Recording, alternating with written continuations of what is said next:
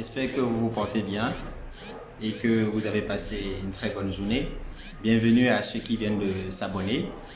Pour ceux qui ne me connaissent pas, je suis Dr Ismaël Hassani et je suis hépatogastro-entérologue exerçant actuellement au Sénégal.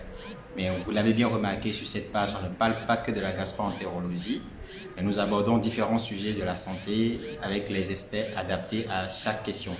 Et ce soir, nous allons parler du cancer de la prostate.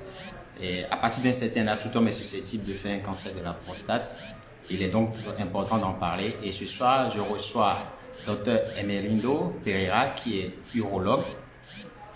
Et dans ce lab, nous allons recevoir également un autre urologue qui nous vient du Bénin.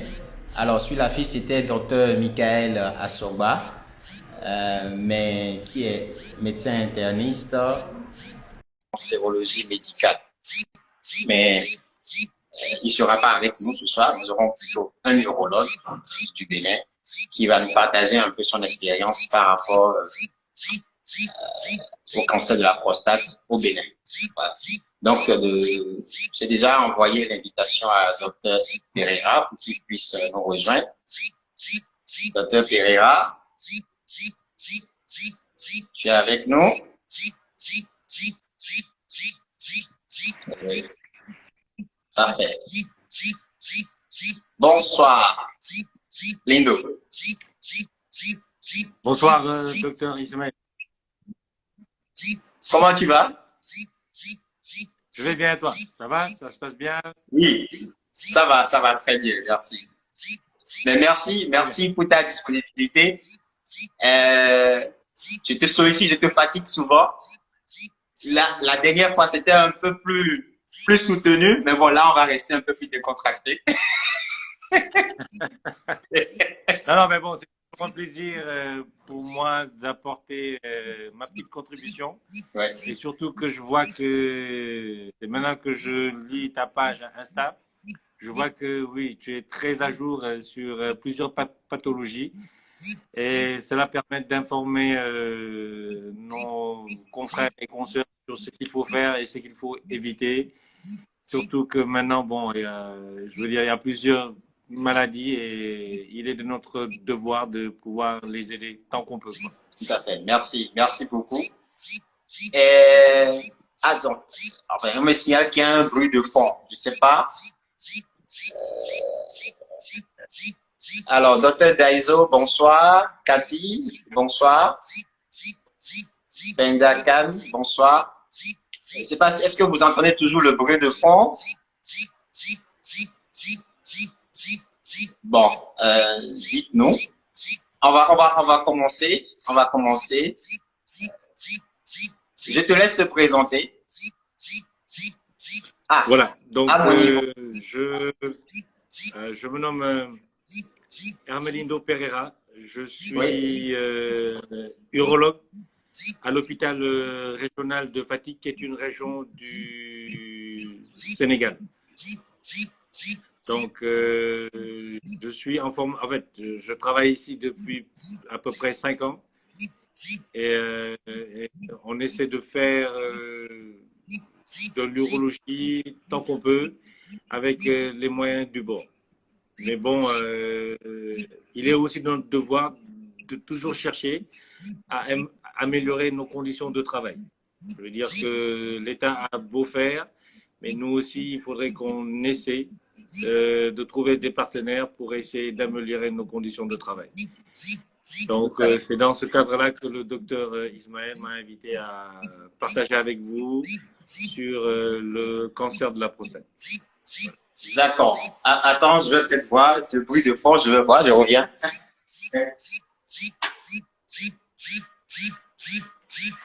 Alors, est-ce que vous entendez toujours ce bruit? Ralph? Oui, il y a toujours un bruit de fond là. Donc, là, non. Bon, ça s'arrête, ça vient. Bon. Enfin, là, je ne sais pas si c'est bon. C'était le ventilo qui était allumé. Donc, théoriquement, bon, là. Est-ce que toi, tu m'entends bien? Oui, moi, je t'entends correctement. Moi, je t'entends bien. Ils, ils nous diront, ceux qui nous suivent, nous diront si c'est OK à leur niveau. Moi, je t'entends bien. Oui, d'accord. Donc, on peut y aller. Hein. Donc, mais bon, il y a toujours le bruit de fond là. Ah oui. Ah ouais, je pense qu'il y a un appel, c'est pour ça que...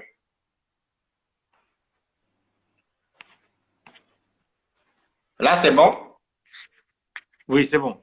Il y a plus de bruit de fond. C'est bon. Ouais, ouais, c'était un appel. Ouais, c'est compliqué. Ouais, bon. Bon, là, c'est bon, là. Alors, le décor est donc planté. Merci, merci à tous. Merci Yabaro, merci Ralph. Cathy, merci. Alors, quel est le rôle de la prostate? Bon, le rôle de la prostate est de. Il faut rappeler juste que la prostate est une glande qui est particulièrement masculine. Hein. Donc, on ne retrouve la prostate que chez l'homme. Mhm. D'accord. Donc, c'est une glande que l'on retrouve qui se trouve en bas de la vessie. Et son rôle principal est de produire le liquide prostatique, qui est le liquide qui, quand il se mélange aux spermatozoïdes, leur permet de se mobiliser, permet aussi leur maturation. Entre autres, à part ce rôle principal qu'il a de produire le liquide prostatique, la prostate aussi permet, lors de l'éjaculation, de fermer le col vésical et de permettre au sperme de ne pas, de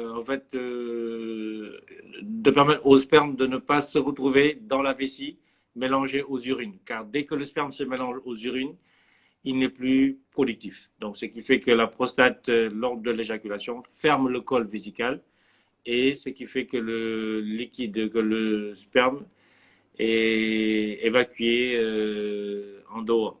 Voilà. D'accord. Alors, quelles sont les affections les plus fréquentes liées à cet organe, les plus courantes? Donc, les affections les plus fréquentes, c'est l'hypertrophie bénigne de la prostate, c'est une inflammation de la prostate qu'on appelle prostatite, et c'est le cancer de la prostate. Ce sont pratiquement les trois affections que l'on retrouve le plus fréquemment. Donc, je répète, l'hypertrophie bénigne de la prostate, vous avez la prostatite et le cancer de la prostate. D'accord. La prostatite, qui est une inflammation. La prostatite qui est une infection ou une inflammation de la prostate. Maintenant, il y a des inflammations aiguës et il y a des inflammations chroniques. Mais le terme qui revient, c'est prostatite aiguë ou prostatite chronique. Aiguë quand c'est quelque chose qui survient, qui est survenu il n'y a pas longtemps et qui entraîne une fièvre et une douleur intense. Et après investigation, juste après un traitement, ça passe. Mais pour l'infection chronique ou l'inflammation chronique de la prostate, qui est une prostatite chronique, le traitement est tout autre. Je veux dire, c'est une batterie d'analyses à faire et un traitement pour lequel il faut vraiment s'entretenir avec le malade pour qu'il comprenne c'est quoi sa pathologie. D'accord. Donc, les prostatites, l'hypertrophie bénigne de la prostate, qui est une augmentation du volume de la prostate. On va y revenir plus tard par rapport à ce thème, à l'hypertrophie bénigne de la prostate, et le cancer de la prostate, qui est un peu l'objet de notre live ce soir. Et alors, quelle est la fréquence du cancer de la prostate au Sénégal? Bon, au Sénégal, je veux dire, il n'y a pas eu encore d'études qu'on appelle, ces types d'études qu'on appelle méta-analyse, qui permet de regrouper plusieurs études faites dans plusieurs hôpitaux du Sénégal, dans plusieurs hôpitaux du Sénégal. Et donc, on n'a pas effectivement, en fait, on n'a pas un chiffre pour dire que la fréquence est de telle. Mais je tiens à dire à ceux qui nous suivent de retenir que le cancer de la prostate est le premier cancer urologique chez l'homme.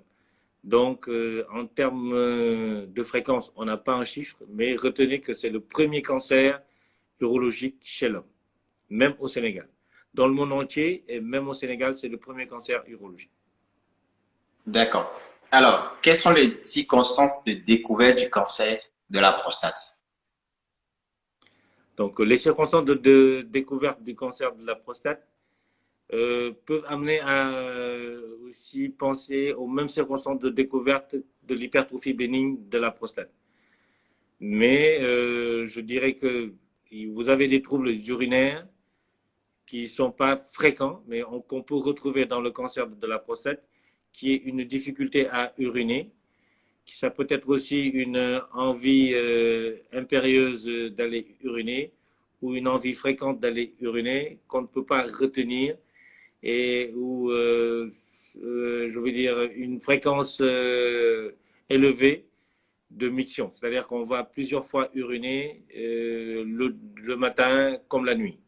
Parce qu'il faut rappeler que ce qui est normal entre deux mictions, c'est 3 à 4 heures. Donc, quand on urine moins de 2 heures, on parle en ce moment de pollakiurie, qui est une augmentation de la fréquence de la miction. Donc, entre autres, à part les troubles urinaires, vous avez aussi une hématurie qui est la présence de sang dans les urines. Vous pouvez l'avoir. Vous pouvez avoir aussi un signe qui est l'hémospermie, c'est la présence de sang dans le sperme, d'accord? Mais pris isolément. Je veux dire, si on prend de façon isolée l'hémospermie, ça n'a pas de sens. Il faut que l'hémospermie soit associée à d'autres signes, tels que les troubles urinaires, l'hématurie, ou une altération de l'état général, c'est-à-dire une fatigue intense, une asthénie intense, une perte de poids et des douleurs osseuses. Et pour les douleurs osseuses, quand vous voyez quelqu'un qui ne se plaint jamais de rien et qui subitement commence à perdre du poids et qu'il boite, on peut penser, oui, chez un homme, on peut être amené à faire des investigations concernant le cancer de la prostate, sachant que c'est un cancer qui peut atteindre les os et provoquer beaucoup de complications. Voilà, donc, entre autres, c'est les troubles urinaires, la présence de sang dans les urines, donc hématurie, dans le sperme, hémospermie, les douleurs osseuses qui sont très très très fréquentes dans le cancer de la prostate, une altération de l'état général avec une asthénie et une perte de poids. Donc, c'est essentiellement les troubles urinaires, donc des difficultés à uriner ou des mictions très rapprochées, de petites quantités Oui. pour la curie. Voilà. Maintenant, les douleurs osseuses, c'est déjà au stade de complications. Nous allons parler des complications un peu plus tard. Il faut que tu nous dises un peu les complications du cancer de la prostate. Alors, si un patient présente ces symptômes, comment le diagnostic du cancer de la prostate est-il posé? Alors, si un patient vient avec cette plainte des difficultés à uriner ou de mictions rapprochées de petites quantités, alors, comment ça se passe pour poser le diagnostic? Comment fait-on le diagnostic du cancer de la prostate? Donc, déjà, il faudrait, quand on reçoit le patient qui présente, par exemple, qui a eu à présenter ses troubles urinaires ou d'autres signes comme les douleurs osseuses, une altération de l'état général, on commence toujours par interroger le malade. C'est-à-dire savoir est-ce que je veux dire, dans sa famille, il y a des antécédents de cancer de la prostate, ce qui est très important parce que de plus en plus, on essaie de rechercher une notion d'hérédité du cancer de la prostate. Et ça nous permet d'adresser le patient à une consultation d'oncogénétique pour amener les autres, je veux dire membres de la famille, si toutefois lui, on découvre chez lui le cancer de la prostate, à consulter et qu'on puisse prendre à temps cette pathologie qui, plus on la prend en charge précocement, et mieux c'est pour le suivi à long terme. Donc, à l'interrogatoire, on demandera tout ça. Est-ce qu'il y a eu des cas similaires dans la famille? est-ce qu'il y a aussi des cas de cancer du sein ou de l'ovaire dans la famille? C'est-à-dire, ça, c'est pour rechercher des types de gènes qui sont fréquents dans la notion d'hérédité du cancer de la prostate. À part l'interrogatoire, on va examiner le malade, essayer de voir s'il y a la présence de ganglions au niveau du cou ou bien au niveau inguinal et au toucher rectal qui est important. Je veux dire, parce que les gens disent que on pourrait éviter de faire le toucher rectal. Mais le toucher rectal, encore une fois, est très, très important pour nous, urologues, parce que ça nous donne une cartographie de comment est cette prostate. Parce que quand on fait le toucher rectal, on essaie de voir s'il y a la présence de nodules. Est-ce que la prostate aussi est de consistance molle ou pierreuse, ce qui est important? Est-ce que les tissus environnants sont durs ou fermes ou souples? Et tout ça nous permet de voir est-ce que c'est une maladie qui est bien avancée ou pas. Donc, le toucher rectal donne des informations que l'on complétera avec un bilan sanguin à la recherche du taux de PSA. Donc, le taux de PSA, c'est un antigène qui est spécifique à la prostate et ça nous permet de toucher rectal plus couplé au PSA, de voir est-ce qu'effectivement on peut penser au cancer de la prostate.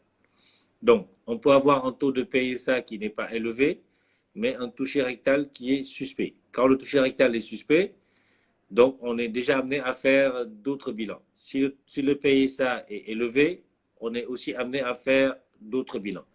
Donc, quand on fait ce couplage de toucher rectal et PSA, on peut compléter par de nos jours, l'échographie peut renseigner sur l'état de la prostate, mais ce qui est conseillé, c'est de faire l'IRM pelvienne, qui permet d'avoir des renseignements sur la présence de zones qui amèneraient à penser que ce sont des zones de présence du cancer.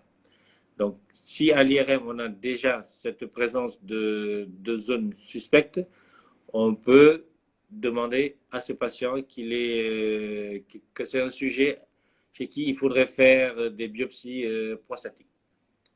D'accord? Donc, je répète, examen, interrogatoire, toucher rectal, PSA, échographie, plus ou moins, et l'IRM. Et après tout ça, c'est la biopsie prostatique. C'est-à-dire, c'est quand on prélève au niveau de la prostate et au niveau de la zone qui est suspecte, c'est l'analyse de ces carottes, c'est-à-dire de ces prélèvements qui révèlent effectivement s'il y a la présence de cancer ou pas. Mais donc, toute cette démarche-là, c'est pour amener à faire c'est pour amener à faire des biopsies prostatiques. Alors, quand on fera la biopsie prostatique, cela nous confirmera la présence du cancer de la prostate ou pas. Voilà. À peu près, c'est ça le diagnostic. Voilà. D'accord. Donc, pour résumer, interrogatoire et examen physique, le toucher rectal, après le dosage du PSA, le PSA qui est dosé au laboratoire par une prise de sang. Après, oui. l'échographie prostatique et plus ou moins, idéalement, associée à une IRM pelvienne. Oui. Et pour décider après si on doit aller faire la biopsie. Donc, c'est la biopsie qui confirme la nature cancéreuse du tissu prostatique. Exactement. Voilà. D'accord. Très bien. Alors, dans l'interrogatoire, tu nous parlais tout à l'heure de l'hérédité. Quels sont les autres facteurs de risque incriminés dans la survenue du cancer de la prostate? D'accord. Donc, il y a l'âge parce que plus on prend de l'âge, plus on est sujet à développer le cancer de la prostate. C'est-à-dire que, par contre, si on le découvre très tôt, cela pousse à rechercher cette notion d'hérédité dans la famille. Parce qu'un cancer de la prostate qui survient à l'âge de 50 ans, quand même, c'est très tôt. Et ça pousse à rechercher une notion d'hérédité. Donc l'âge joue un rôle très important, en sachant que plus on prend de l'âge, plus on est sujet à développer le cancer de la prostate. À part ce facteur de risque, nous retrouvons aussi le facteur ethnique. C'est-à-dire on retrouve le cancer de la prostate, le plus souvent, c'est les sujets négro-africains. Ça veut dire qu'aux États-Unis, en France, là où vous prenez, on retrouvera, par exemple, dans une étude qui a été faite, plus de cancer de la prostate chez les Afro-Antillais que chez les Français, qu'au niveau de la France métropolitaine. En Afrique, on a plus de cancer de la prostate qu'en Europe. On retrouvera donc moins de cancer de la prostate en Chine qu'en Europe. Mais je veux dire que le facteur ethnique, c'est que si vous avez des antécédents ou bien d'origine africaine, sachez que vous avez il y a plus de chances de développer le cancer de la prostate. À part le facteur ethnique, nous avons des facteurs environnementaux. Des études ont été faites il y a plus de 10 ans sur des Chinois qui ont quitté la Chine et qui ont émigré aux États-Unis. On a trouvé qu'il y a eu plus de cancer de la prostate chez ces Chinois qui ont émigré que ceux qui sont restés en Chine. D'où la notion de facteurs environnementaux. Et récemment, il y a une étude qui a été publiée qui montre qu'il y a un pesticide qui est utilisé dans les plantations de bananes, qui est vraiment incriminé dans la survenue du cancer de la prostate, qui est la chlordécone, qui est utilisé surtout dans les plantations de bananes. Donc aux Antilles, en Côte d'Ivoire, au Bénin, où il y a eu vraiment, où il y a de grands champs de bananes. D'accord? Oui? Non, c'est bon. Oui, je t'écoute. D'accord? Non, c'est bon. On parle des facteurs environnementaux. Donc, il y a les facteurs génétiques que j'ai soulevés il y a quelques minutes. Donc, la notion d'hérédité. Donc, il y a l'hérédité monogénique et l'hérédité polygénique. Maintenant, bon, l'hérédité polygénique, c'est-à-dire on recherche plusieurs gènes qui seraient à l'origine du cancer de la prostate. Mais dans l'hérédité monogénique, c'est ce qui revient dans une famille. Il y a des gènes qui sont les gènes réparateurs de l'ADN. C'est là-bas où il y a qu'on retrouve des problèmes. Et pratiquement, c'est les gènes qui reviennent dans le cancer du sein et dans le cancer de la prostate. Donc, c'est le gène BRCA1, le gène BRCA2 et le gène Xbox. Donc, ce sont ces gènes que l'on recherche quand on fait une étude d'oncogénétique. Donc, les facteurs de risque, c'est l'âge, l'ethnie, plus on est d'origine négro-africaine, plus on a la malchance plutôt de développer le cancer de la prostate. Il y a le facteur environnemental, donc ceux qui ont travaillé dans des champs où les gens ont utilisé la chlordécone, et le facteur génétique. Dans une même famille, si on retrouve le cancer de la prostate chez deux membres de la famille, si le cancer a survenu à un âge pas avancé, à un âge jeune, moins de 50 ans, voilà, ça c'est des facteurs de risque. Donc, pour résumer les facteurs de risque, on a parlé des facteurs génétiques, l'âge, les facteurs ethniques, donc plus on est d'origine négro-africaine, plus la probabilité est de développer un cancer élevé. Tu as parlé également des facteurs environnementaux. Alors, une question qui revient souvent. Y a-t-il une relation entre l'activité sexuelle et la survenue du cancer de la prostate? Non, il n'y a pas vraiment, il n'y a pas de relation entre activité sexuelle et la survenue du cancer de la prostate. C'est vrai qu'au départ, en fait, quand il y a eu une flambée, quand les gens ont commencé à se faire dépister, les gens ont émis cette hypothèse que est-ce que ce ne serait pas l'activité sexuelle qui serait à l'origine aussi de la survenue du cancer de la prostate. Mais je reviens là-dessus pour signaler que des études ont été faites et pour le moment, il n'y a pas de relation entre activité sexuelle et la survenue du cancer de la prostate. Donc, les rapports sexuels n'ont aucune implication sur la survenue du cancer de la prostate. On est bien d'accord? Oui. Très bien. Alors, tout à l'heure, tu nous parlais des complications dans les circonstances de découverte, notamment les douleurs osseuses. Alors, quelles sont les complications du cancer de la prostate? Donc, dans les complications du cancer de la prostate, vous avez donc les complications osseuses, c'est-à-dire que le cancer de la prostate est un cancer ostéophile, c'est-à-dire que c'est un cancer qui attaque très tôt les os. Donc, vous pouvez avoir des métastases osseuses. Donc, c'est quand la maladie se développe en dehors de la prostate et attaque les os.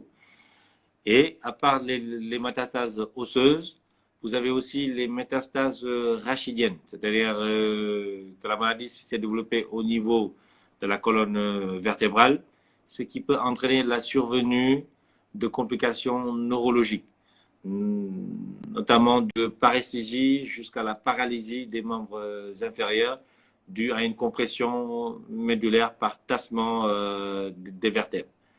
Donc, à part l'atteinte des os, vous avez aussi des complications sur le plan néphrologique avec une insuffisance rénale par insuffisance rénale obstructive pouvant aller jusqu'à une anurie pouvant entraîner une insuffisance rénale chronique. Vous avez aussi les complications hématologiques par la survenue de coagulation intravasculaire disséminée. C'est quand les cellules cancéreuses sont libérées dans le sang et ça peut entraîner effectivement des coagulations intravasculaires disséminées. Nous avons aussi des complications, à part les complications néphro, osseuses, neurologiques et hématologiques. Voilà. Donc, les complications, c'est les douleurs osseuses, notamment les métastases. Oui. C'est ça? Les métastases voilà. osseuses. Donc, ça peut atteindre les os longs et aussi le rachis. Ce qui fait que quand ça atteint le rachis, ça peut entraîner des compressions par tassement des vertèbres. D'accord. Donc, métastase, insuffisance rénale. Oui, chronique. Oui, par obstructive. Oui. Et la coagulation, la CIVD. Voilà, la CIVD.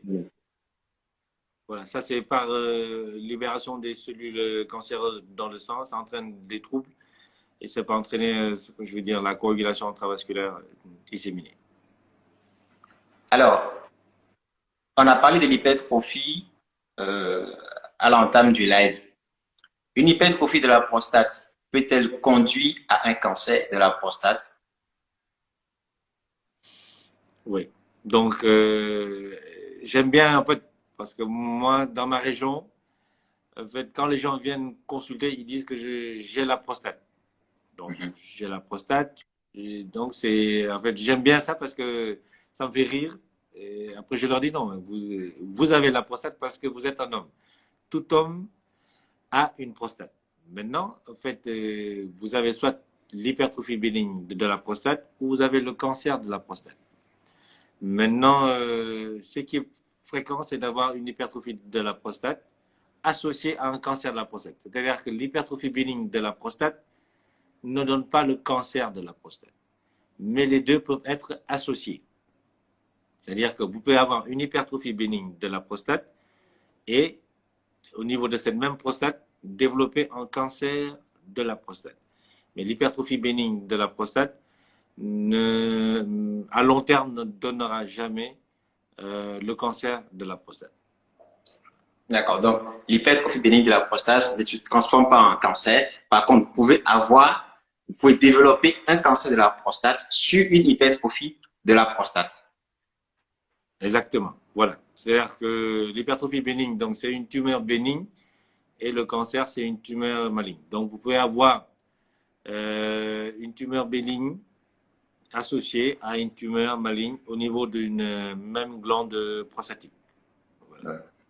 Alors, compte tenu de la fréquence élevée du cancer de la prostate et du diagnostic souvent tardif, tu l'as bien souligné tout à l'heure, peut-on guérir du cancer de la prostate? Voilà. C'est là où j'interpelle ceux qui nous suivent. C'est-à-dire que je dis qu'on peut guérir quand on découvre le cancer de la prostate à un stade précoce, vraiment très tôt, où il y a des traitements qui, lorsqu'on le fait, la personne guérit du cancer de la prostate. C'est pour cela qu'il est demandé de faire un dépistage à l'âge de 50 ans pour ceux qui n'ont pas des antécédents de cancer de prostate dans leur famille. Et à un âge beaucoup plus avancé, on avait dit 45 ans, mais même quand on découvre qu'il y a eu des cancers de la prostate dans une famille à un âge jeune, je veux dire 49, 50 ans, là on demande aux autres membres de la famille de faire un dépistage vraiment très précoce à l'âge même de 40 ans. Voilà, en fait c'est pour détecter les cancers de la prostate parce qu'il y a des cancers de la prostate très agressifs. Quand c'est très agressif, si on le détecte précocement, effectivement, on peut faire des traitements qui permettent d'éradiquer totalement cette maladie. Voilà, donc il y a des traitements. On peut guérir donc du cancer de la prostate quand on le découvre à un stade précoce. Donc, on peut guérir du cancer de la prostate. Donc, diagnostic précoce et meilleure prise en charge précoce, donc guérison au bout dans le suivi du cancer de la prostate.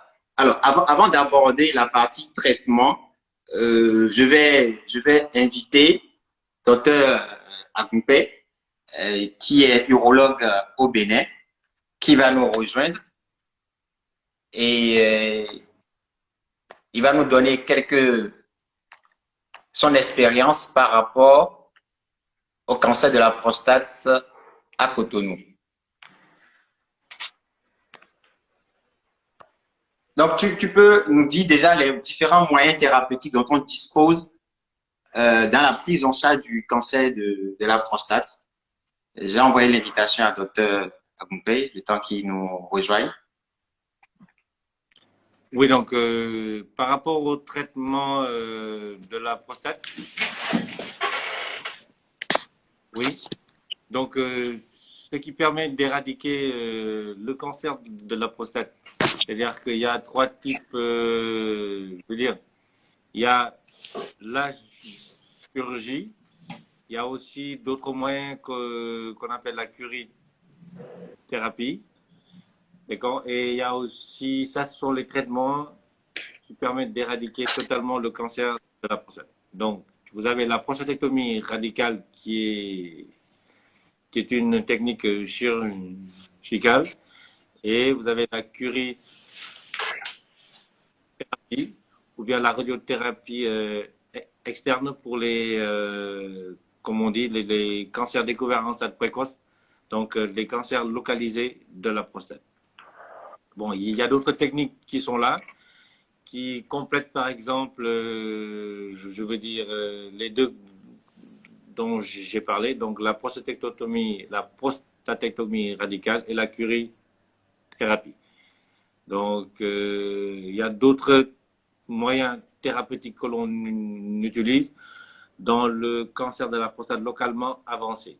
Là, vous pouvez faire donc une prostatectomie radicale associée à une hormonothérapie ou une radiothérapie externe associée à une hormonothérapie.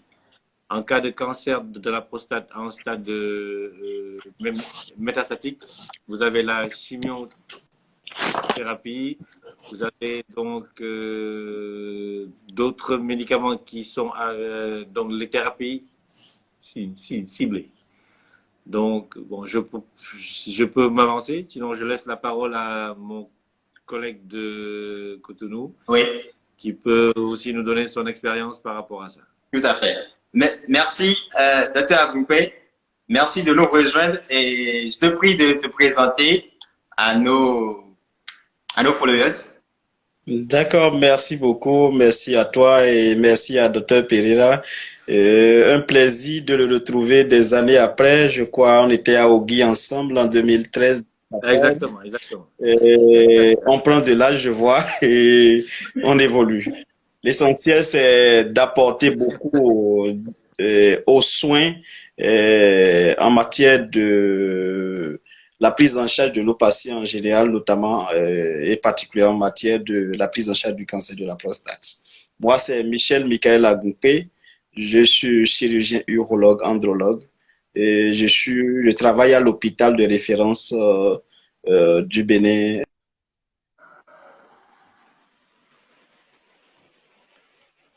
Michel, un souci de connexion, certainement.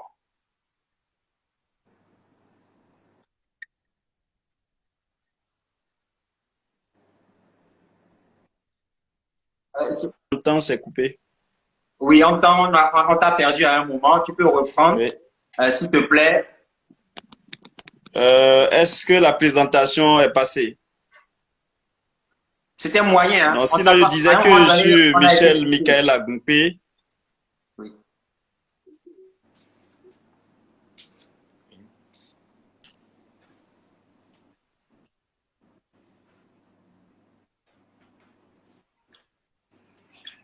C'est aussi des appels qui interfèrent dans notre échange. Donc je vois, j'ai compris. Je suis Michel Michael Agoupé, je suis chirurgien urologue à l'hôpital de référence de Cotonou. L'hôpital s'appelle le Centre national hospitalier universitaire Hubert Koutoukou Manga. J'y suis depuis 8 ans. D'accord, je ne sais pas sur à quoi il faut répondre. Qu'est-ce que vous voulez que je dise par rapport? Sinon, il a fait le point de la question, notamment sur le plan théorique. Si je dois dire quelque chose par rapport au Bénin, en Afrique de l'Ouest, les chiffres sont presque pareils, même s'il y a des réalités un peu. Et la difficulté statistique fait que on peut ne pas avoir les chiffres dans tous les pays, notamment dans la sous-région ouest-africaine. Néanmoins, nous, au Bénin, nous avons un registre de cancer depuis 2014 et les chiffres que j'ai, c'est une évaluation de 2014 à 2016 qui dénote d'une incidence en rapport avec le cancer de la prostate de 30,5, je crois, pour 1000 habitants. Et à part ça, il y a eu des études qui ont été conduites et c'est des incidences ou bien des prévalences hospitalières.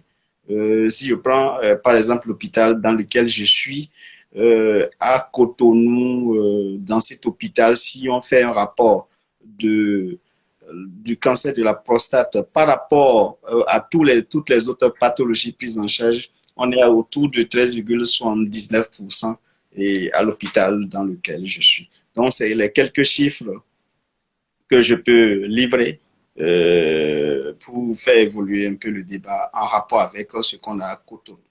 Et je crois quels sont le profil ou bien les profils de patients qu'on a. Je ne sais pas s'il faut aborder ça. Généralement. Oui, tu peux y aller déjà. Quel est le profil des patients suivis au niveau du CNHU au cancer de la prostate? Bien qu'on soit dans la capitale du pays, c'est qu'il faut catégoriser les patients qu'on a. Et il y a des patients qui nous viennent d'un peu partout, de l'intérieur du pays, du nord. C'est maintenant qu'on a une université au nord, où il y a un centre hospitalo-universitaire carrément au nord avec les urologues, puisque on n'était pas au nombre avant, je dirais, il y a 10 ans. Il y avait que 3 urologues qui travaillaient.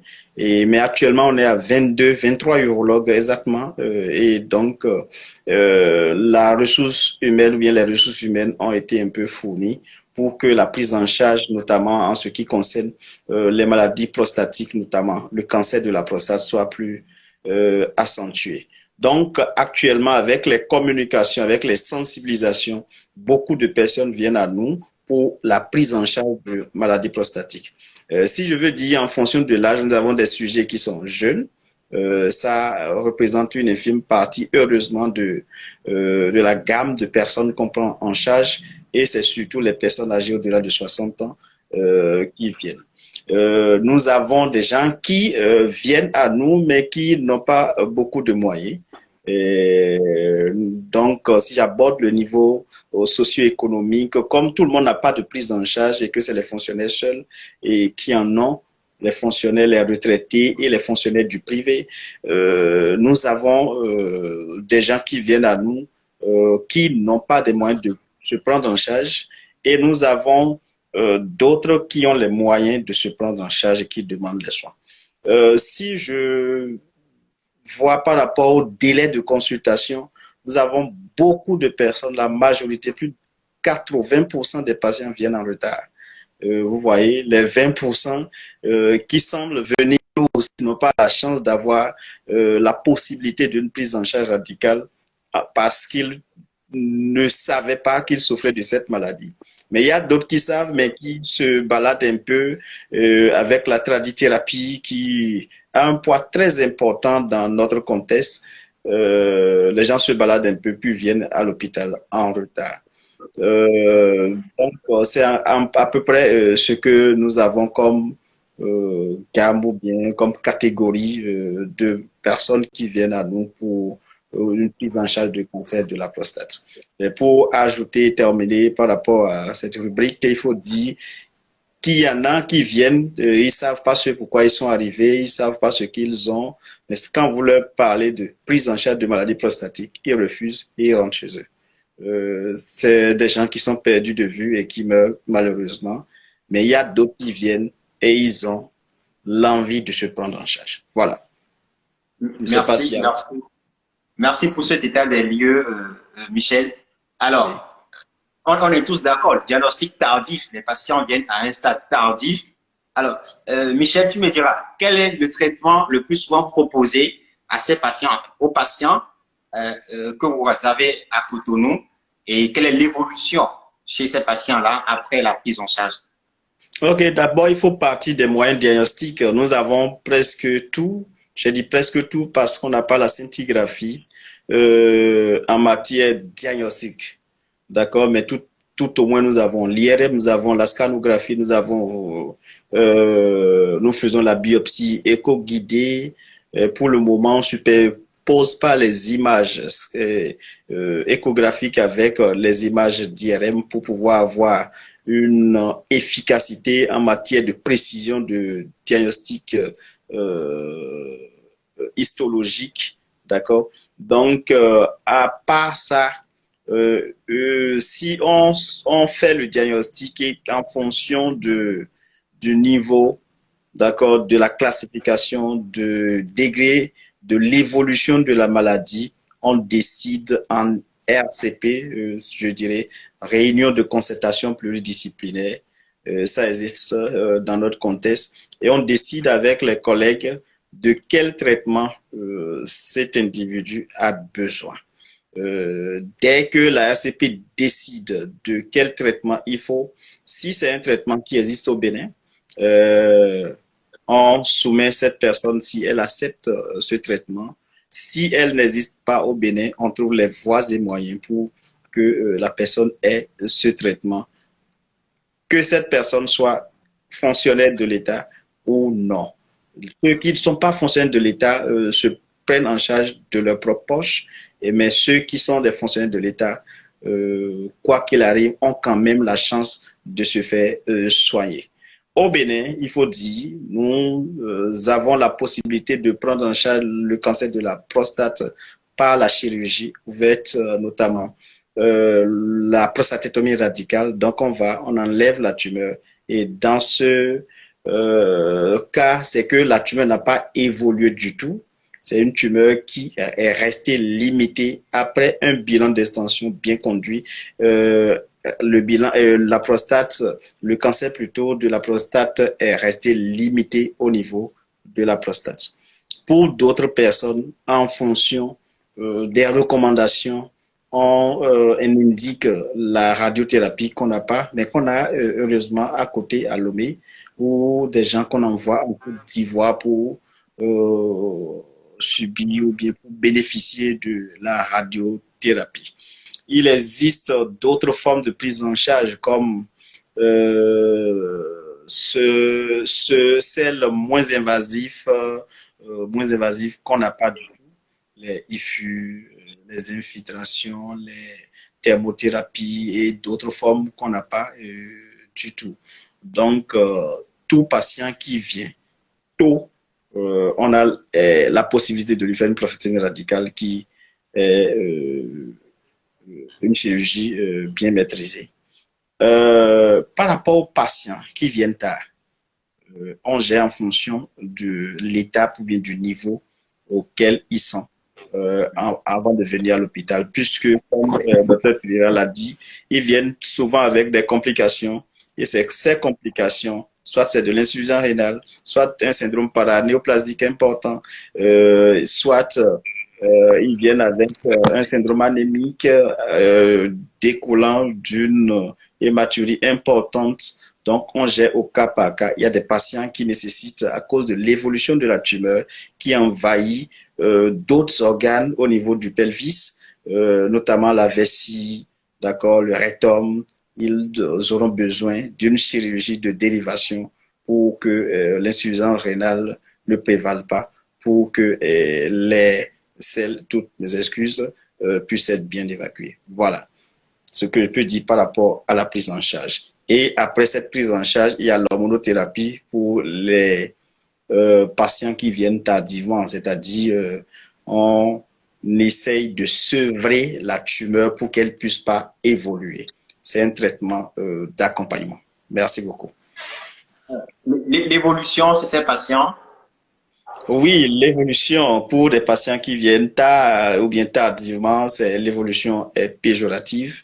On le sait au bout de quelques mois, en fonction du niveau et en fonction aussi des moyens, puisque j'ai évoqué tout à l'heure l'hormonothérapie et qui coûte énormément pour les patients.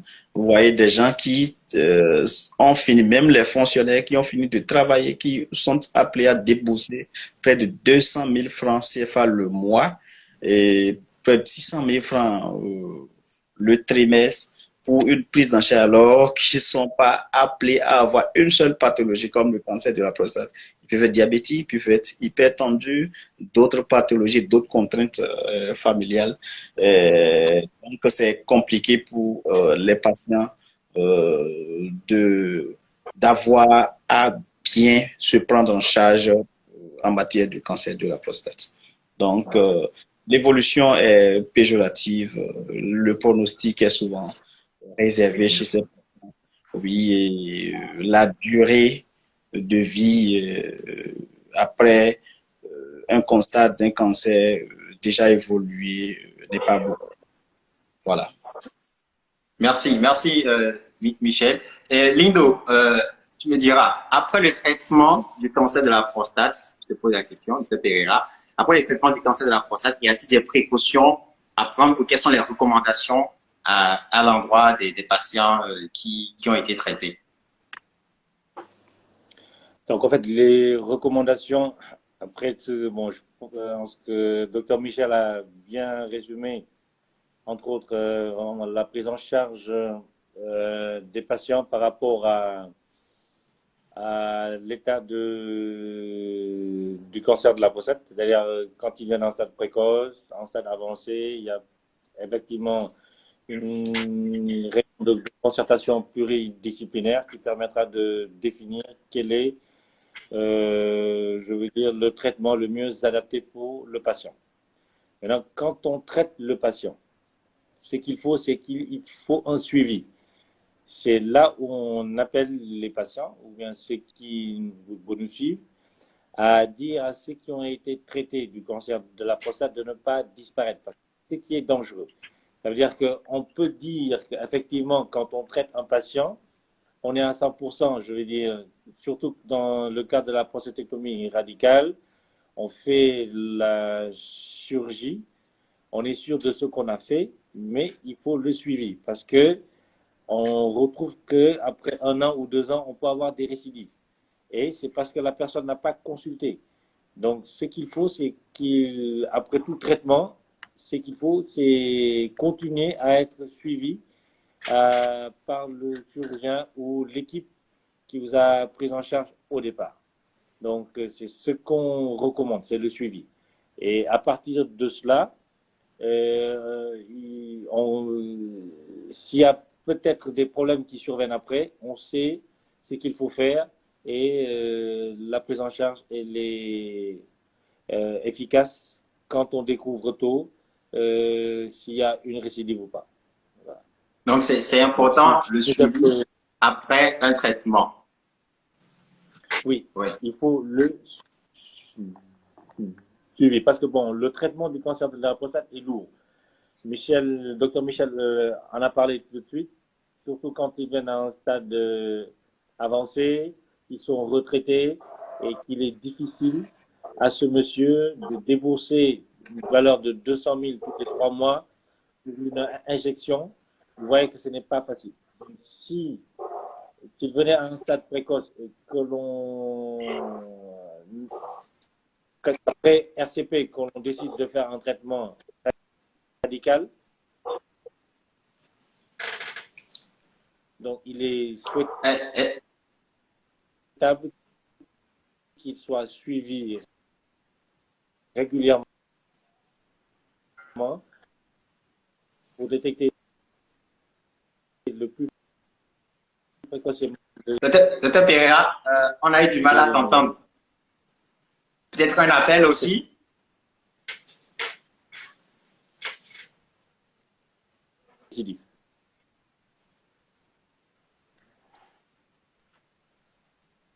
Les autres, c'est bon?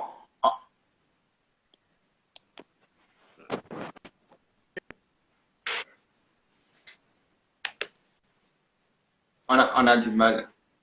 Là. Docteur Pereira?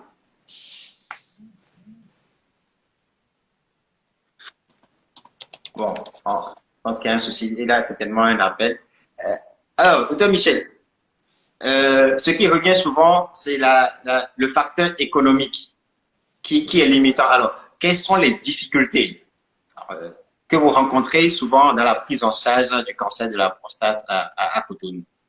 Oui, essentiellement, je crois, je l'ai brossé tantôt. Je ne sais pas si moi, ça vient chez vous. Oui. Excusez-moi. Oui, ça vient, ça vient. Je pense que c'est du côté de Pereira. D'accord. Donc, les difficultés qu'on a, c'est déjà faire le tour de la question sur le plan diagnostique. Malgré qu'on n'ait pas tout, on n'a pas la scintigraphie comme moyen diagnostique et moyen d'évaluation de risque de métastase, mais on a tout autre moyen, tous les autres moyens pour pouvoir faire un bon diagnostic, tant sur le plan histologique que sur le plan évaluation ou extension. Il y a les moyens que le patient doit dépenser, tout ce que le patient doit dépenser pour pouvoir parvenir à un diagnostic formel et avoir un bon traitement. Donc, c'est ce qui constitue beaucoup les difficultés qu'on a. Il y a le poids culturel, il y a beaucoup qui ne veulent pas qu'on touche leur prostate. Ça, on n'en parle pas, mais les gens qui ont envie de se faire prendre en charge, ils sont confrontés à des difficultés financières. Et les autorités qui sont là actuellement ils sont en train de mettre les bouchées doubles pour qu'on puisse avoir une prise en charge pour toute la population. Je crois au Sénégal, quand j'étais là-bas, il y a la 4 je crois que ça doit être au Sénégal, je crois. Je ne sais pas, je ne me rappelle plus, mais je crois qu'ils avaient une carte qui permettait une prise en charge des patients. La 4 Sésame, ça Sésame. doit faire une... Voilà, c'est ça. Donc, voilà. Donc, nous, on n'a pas encore ce système, mais ceux qui ont les moyens se font prendre en charge comme il le faut et le suivi y est. Ceux qui n'ont pas de moyens se réfugient derrière cette difficulté pour que la prise en charge ne soit pas adéquate et ne soit pas ce que ça doit être. Donc, c'est un peu ce que je peux dire. Il y a beaucoup de patients qui sont perdus de vue, comme Dr Pereira l'a dit, notamment ceux qui sont, ou bien ceux qui viennent à un stade avancé. Voilà. Lindo, c'est bon, tu es avec nous? Oui, je pense que en fait, c'est le problème de micro, mais je ne sais pas si tu m'entends. Oui, là, c'est bon, on t'entend très bien. Voilà, donc c'est bon, ok. Alors, donc on oui. revenait sur, je disais, comme l'a dit tantôt docteur Michel, moi je préconise que tous ceux qui ont été traités soient suivis. Parce que c'est ce qui nous permet, nous, de détecter tout ce qui est récidive biologique, récidive sur le plan chirurgie, la détection des métastases. Et ça, dès qu'on le découvre assez tôt, il y a toute une batterie de traitements qui est proposée aux malades. C'est vrai que c'est cher, mais je veux dire au moins, il y a une proposition de traitement. Mais quand on n'est pas suivi et qu'à un moment donné, on vient à un stade très avancé, eh bien bon, on n'a pas trop le choix de proposer des thérapies qui, voilà, je veux dire, donnent d'assez bons résultats, mais en termes de survie globale, il n'y a pas trop d'attente, quoi. Voilà. Donc, le combat reste là actuellement, la prévention. Alors, docteur Michel, comment prévenir le cancer de la prostate? Ok, pour prévenir le cancer de la prostate, c'est déjà l'information qu'il faut apporter aux patients que c'est un cancer que si il est découvert tôt, on peut guérir de ça. C'est pas obligatoire comme d'autres cancers, même si vous découvrez ça un peu tôt, c'est difficile la prise en charge. Mais le cancer de la prostate découvert tôt, on peut guérir de ça. Et que en Afrique, je dirais pas en Occident, en Afrique, au Sénégal, au Bénin, on a quand même la ressource humaine qui permet de prendre en charge efficacement le cancer de la prostate. On a aussi ce qu'il faut ces dernières années sur le plan plateau-technique pour prendre en charge de manière efficace le cancer de la prostate. Mais prévention réelle, c'est l'information qu'il faut déjà savoir qu'un sujet qui n'a pas un lien familial ou bien un facteur héréditaire de gens qui soit en ascendance ou bien dans la fratrie qui ont développé soit un cancer du sein ou un cancer de la prostate, ces personnes doivent se faire suivre malgré qu'ils aient rien à partir de 50 ans. Ils doivent voir un neurologue pour un toucher rectal, un PSA et une échographie par an, une fois par an. C'est ce que les Blancs font pour vivre longtemps. Et ceux qui ont des facteurs héréditaires avérés, ils doivent se faire suivre, comme Dr Pereira l'a dit tantôt, à partir de 45 ans. Tout ça, c'est dans l'objectif de découvrir tôt pour une prise en charge rapide, efficace, efficiente, pour qu'on ne se retrouve pas à gérer des patients qui viennent tardivement, qui viennent à un stade avancé. Donc, c'est essentiellement ce que je peux dire sur le plan prévention. Donc, la prévention est très importante et le dépistage est préconisé. Parce que j'ai une question là, on dit comment le détecter tôt? Donc, ça doit passer par le dépistage. Oui, déjà, c'est le patient qui vient de lui-même, quand l'information lui est portée, quand il sait que on peut. Par exemple, il y a 12 ans, beaucoup ne savent pas comment le cancer de la prostate se prend en charge au Bénin, mais avec le nombre plus ou moins important, pas comparable au Sénégal, mais plus ou moins important d'urologues dans le pays, l'information passe et ils savent que dans tel hôpital, dans tel département, dans telle zone, nous avons des urologues pour nous prendre en charge. Ils viennent pour de bilans systématiques d'eux-mêmes et avec ça, on arrive à détecter tôt des patients qu'on peut guérir du cancer de la prostate. Donc, l'ensemble permet à ce que on prenne en charge mieux la population. Quand le patient vient, on lui pose des questions. Est-ce qu'il a des difficultés à uriner? Présente-t-il des troubles urinaires du bas appareil? Est-ce qu'il a des antécédents familiaux? Pour ne pas trop discourir, je dirais. Et on lui donne un bon de PSA.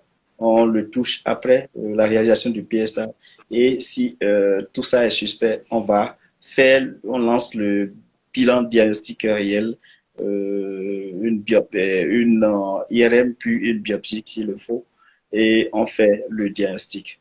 Donc, le dépistage est bien indiqué, surtout dans notre population où il y a un fort risque, une forte prévalence du cancer de la prostate.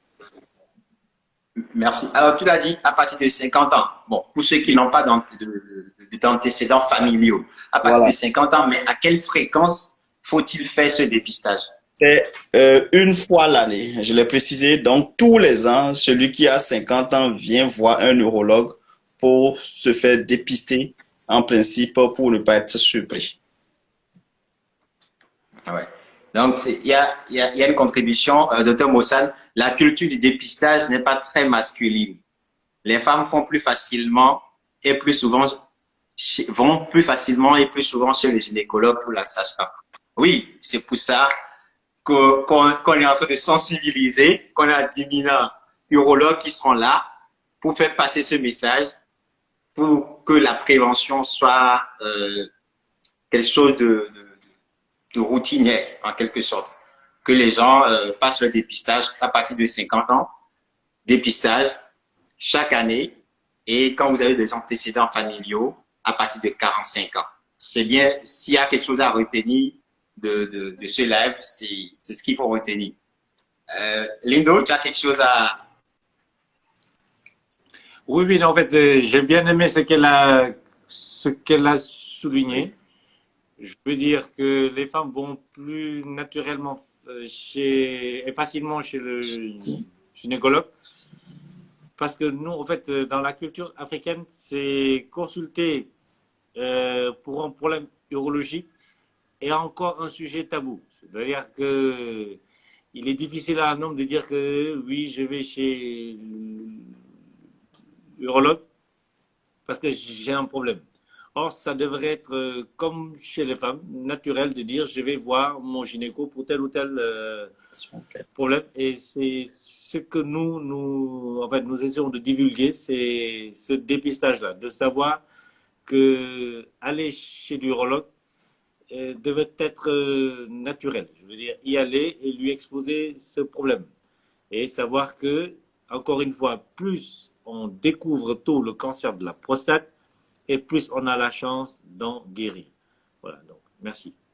Merci Lindo, merci Michel, merci pour votre disponibilité, c'était très instructif. Je vous laisse la parole pour vos mots de fin avant de fermer la session s'il n'y a pas d'autres intervenants, d'autres questions. Non, merci, moi, Michel de Cotonou, de partager cette expérience avec vous. J'espère que ça a été instructif pour ceux qui nous ont suivis et ma disponibilité n'est pas marchandée pour d'autres sujets urologiques. Merci. Merci beaucoup, Michel. Ah oui, le tabou, c'est surtout le toucher rectal, pas la consultation. Donc, oui. Soit je laisse à Michel le soin de répondre, parce qu'en fait, c'est ce que je disais. Les gens, avec Internet, lisent que oui, il y a plusieurs moyen de faire le diagnostic. Mais c'est ce que j'ai dit encore une fois, j'ai répété que le toucher rectal, l'information qu'il donne est d'une très grande importance pour l'urologue. C'est-à-dire qu'on peut faire l'IRM, on peut faire le dosage du PSA, l'échographie, mais encore une fois, c'est que le toucher rectal donne comme information et je veux dire, est d'une importance qu'on ne peut pas, qu'on nous, urologues, savons pourquoi. Donc, encore une fois, c'est-à-dire que ce toucher rectal, quand ils viennent consulter, il y a une manière de leur dire que je vais vous faire un toucher rectal. Parce qu'effectivement, dans la culture africaine, le toucher rectal n'est pas très bien, parce que, encore, oui. Moi, je connais, j'ai dit, je réponds à ce monsieur. Il y a des personnes ici, je veux dire, dans notre culture, je ne veux pas, oui, sortir de ce cadre, mais ils se disent que se faire toucher par un homme, vous voyez, où ça peut amener la personne. Donc, c'est vraiment un sujet sur lequel il faut, je veux dire, s'épandre avec ceux qui nous suivent et dire que venez consulter. Le toucher rectal nous permet, nous, de faire un diagnostic et de pouvoir poser tout ce qu'il faut faire après. Voilà. Donc, merci. Lido, ton mot de fin? Encore une fois, moi, je te remercie toi parce que ça nous permet de, comme le dit si bien Michel, dans des pays où les gens n'en parlent pas beaucoup, à nous, dans notre quotidien, de faire passer l'information, encore une fois, qu'il faut se faire dépister très tôt. Donc, je félicite ton initiative de nous avoir invités. C'est un immense plaisir pour moi encore une fois, de revoir mon ami et frère Michel. Je vois que l'eau a coulé sous les ponts. Oui, oui. Donc, encore une fois, il demeurera toujours un brillant urologue. Et j'espère qu'il fera tout ce qu'il faut pour ses patients. Merci. Voilà. Je te souhaite la même chose et je remercie l'auteur qui nous a invités. C'est un réel plaisir et j'espère que ça sera renouvelé. Bien sûr, bien sûr. Bien sûr. Merci à vous. Merci à tous ceux qui nous ont suivis. Et excellente soirée à tous et à très bientôt. Merci. Merci.